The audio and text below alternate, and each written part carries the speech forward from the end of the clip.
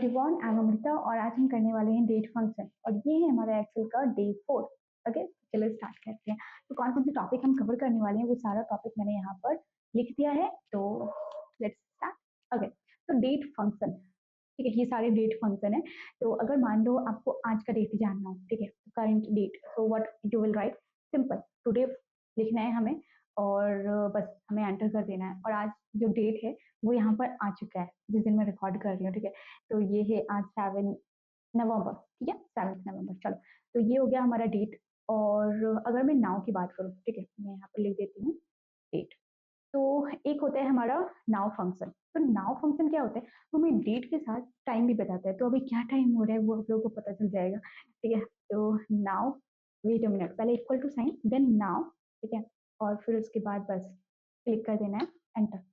तो here you can see ये कुछ नहीं आ रहा है, बट जब मैंने इस पर कर्सर लेकर गई हूँ तो यहाँ पर देख सकते हो मेरा डेट और टाइम लिख कर आ रहा है, ठीक है। तो प्रॉब्लम क्या हो रहा है मैं बताती हूँ। प्रॉब्लम ये हो रहा है, बस इसे थोड़ा सा स्पेस दे दो, ठीक है, सेल साइज इंक्रीज कर दो and here you can see तो 7 नवंबर दोपहर की 2:58 हो रहा है अभी टाइम, मिनट, ठीक है। तो ये हो गया हमारा डेट और नाउ का काम। अब होते हैं हमें split the date into day, month and year, ठीक है। अब हमें ये जो है हमारा, ठीक है, ये कंप्लीट जो डेट है इसमें डेट, मंथ और ईयर को मैं स्प्लिट कैसे करूंगी, देखो। तो डे को अगर स्प्लिट करना हो, ठीक है, तो इसके लिए अपन यहाँ पर क्या करते हैं, यहाँ पर सिर्फ मैं डे लिखूंगी, ठीक है। और जो हमारा ये है सेल, इसे सेलेक्ट करना है। तो इस सेल में से वो डे को स्प्लिट करके सिर्फ डे लिख कर आएगा। तो आज 7 है, ठीक है, तो ये इसने मुझे डे दे दिया, देखो, एक सेकेंड। और यहाँ पर हमारा मैं मंथ ले लेती हूँ एंड यहाँ पर हमारा हो जाएगा ईयर, ठीक है। तो एक सेकेंड, थोड़ा फॉर्मेट कर लो तो चीजें सही हो जाती हैं, ज्यादा सही लगती है, राइट। तो यहाँ पर मुझे मंथ लेना है, then I will write simple here month function and just click the cell and enter. तो 11th मंथ है नवंबर, वो आ चुका है। और ईयर के लिए भी हम सेम चीजें करेंगे और select the year and select the cell and done। तो ये हमारा डे, मंथ, ईयर हमें आ चुका है एक्सट्रैक्ट करके, ठीक है। तो ये हमने क्या किया, यहाँ पर स्प्लिट करा है हमने टुडे और now and split date, day, month, year सब कर लिया, ठीक है।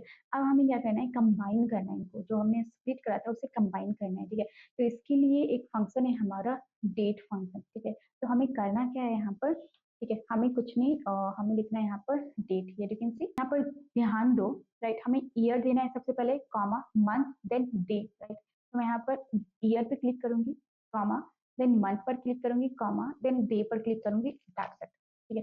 अभी ये ऐसा सा दिख रहा है, बस आपको ऐसा कर देना है और जो प्रॉब्लम इज सॉल्व नाउ, ठीक है। अगर और भी ज्यादा इश्यू आ रही है तो यहाँ पर आप क्या कर सकते हो, फॉर्मेट सेल पर जाओगे, ठीक है, और आपको जो सा भी चाहिए, लाइक डेट में चाहिए, टाइम में चाहिए, तो ये सेलेक्ट कर लो, वो फिर प्रॉब्लम आपका सॉल्व हो जाता है, ठीक है। चलो, तो ये हो गया हमारा और ये भी हो गया done. Now add 15 days from the date, ठीक है।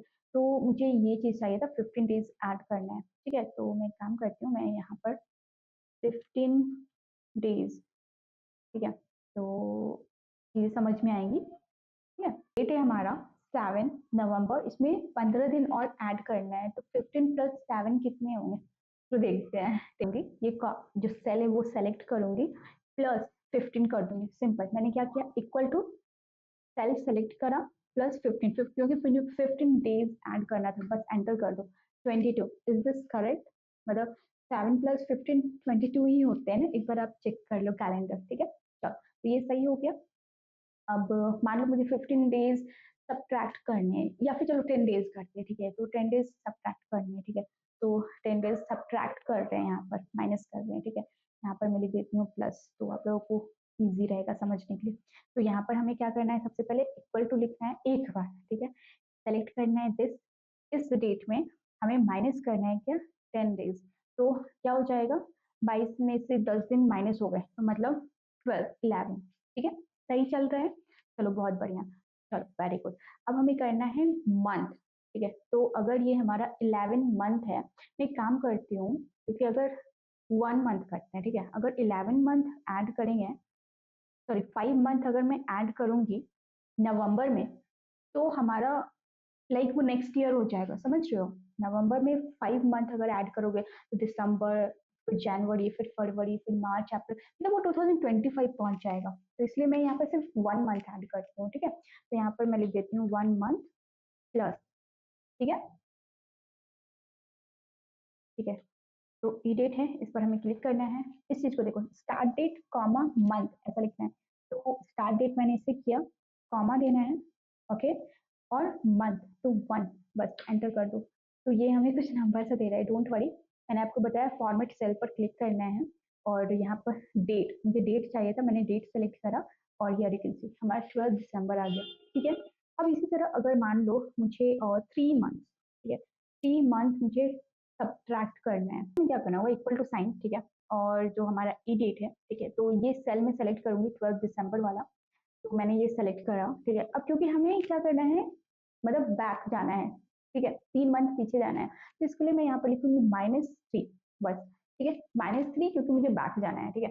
तो ये नंबर आ रहा है एज इट इज, आपको फॉर्मेट सेल पर क्लिक करना है, डेट पर क्लिक करना है and okay, and here you can see तो दिसंबर, ठीक है? बैक जाओ, क्या हो जाएगा, नवंबर एंड नवंबर के पहले फिर क्या होते हैं, अक्टूबर, और उससे पहले सितंबर, राइट? या सितंबर 9 मंथ, ठीक है?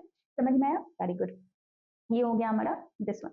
फिर इसके बाद अब अपन को करना है ऐड 2 इयर्स, मतलब जो इयर्स है उसमें एडिशन करना है, ठीक है? 2 इयर्स आगे चलना है हमें।